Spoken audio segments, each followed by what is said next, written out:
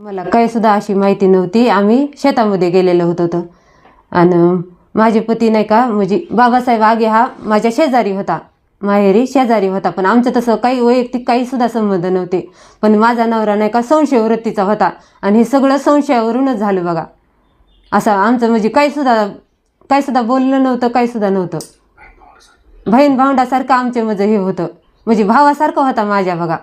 काही सुद्धा आमचे संबंध नव्हते, पण ते माझ्या नवऱ्याच्या डोक्याच्या संशयामुळे झालं बघा सगळं. तुमचे सासू सासऱ्याशी कसे संबंध आहेत? माझे सासरे माझ्या आईवडिलाच्या पलीकडचे आहेत बघा माझ्यासाठी. आणि माझ्या नवऱ्याच्या संशयवृत्तीमुळं फक्त मी माझ्या सासऱ्याच्या जीवावर राहिले, आता नवऱ्याच्या जीवावर मला राहायसारखंच नव्हतं बघा. हो, सासू सासऱ्याचा तुम्हाला पूर्ण पाठिंबा आहे का? म्हणजे हो. त्यांची मदत आहे का हो, तुम्हाला? माझ्या सासऱ्याचा माझ्या पाठिंबा आहे मला. आणि माझा नवराच असा संशय वृत्तीचा होता, म्हणजे हेच म्हणून नाही, गावात कोणाचे बी नाव घ्यायचा बघा ते. हो, म्हणजे आणखी कोणी घरी आलं हे कशासाठी आला, काहूनच आला असा खूप संशय घ्यायचा. खूप मला त्रास होता त्याचा. आणि दारू पिऊन यायचा, मला शिव्या द्यायचा घाण. आणि आता ही जी काही घटना घडली त्याच्या असं तुम्हाला काय वाटतं?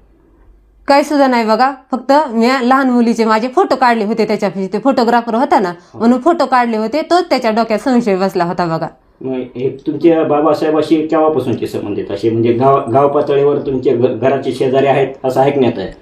तुमच्या वडिलाचे असं म्हणणं आहे किंवा ते बहीण भावांसारखे लहानपणापासून वाढलेले आहेत. हो, तर त्याच्यावर तुमचं कसं होतं? म्हणजे बाबासाहेब असतील किंवा तुमच्या पतीशी कधी संबंध आलेले आहेत का दोघांचे? म्हणजे आमचं लग्न झालं तसं आमचं काही म्हणजे भाषणच नव्हतं बघा.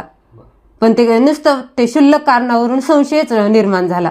हे केव्हा घटना घडली अशी त्यांना केव्हा वाटलं हे असं तुम्हाला वाटतं? 2 मुली झाल्याच्या नंतर हे असं सगळं संशय वाढला की हो. आणि बाबासाहेबाशी तुमच्या पतीचा आणि बाबासाहेबाचा संबंध केव्हा आलेला आहे? असा नाही, कधीच नाही संशय. कधी म्हणजे ते संबंध कधीच नाही आला. दोघांचं बोलणं नाही, कधीच नाही, कधीच बोलणं नाही झालं. कधीच नाही. नाही, बरं. नाही, कधीच नाही आला. मिठवामिठवीच करीत होते तिथं का आपल्या आल्यानंतर? म्हणजे पाहुणे रावळे मिटवायचे ना, प्रयत्न करायचे. आणि गावात 1-2 वेळेस दारू पिऊन धिंगाणा केला, तिथल्या लोकांनी म्हणजे सोडविण्याचा प्रयत्न केला, पोलीस स्टेशनला घातलं, असे प्रयत्न केले, पण ते सुधारणाच नाही झाली त्यांच्यामध्ये. बाबासाहेब फक्त मध्यस्थीच्या भूमिकेत त्यावेळेस होते गावात असताना, म्हणजे असं काही झालं त्यावेळेस. हो, त्याच्यातून राग बसला त्यांना. हो. बरं.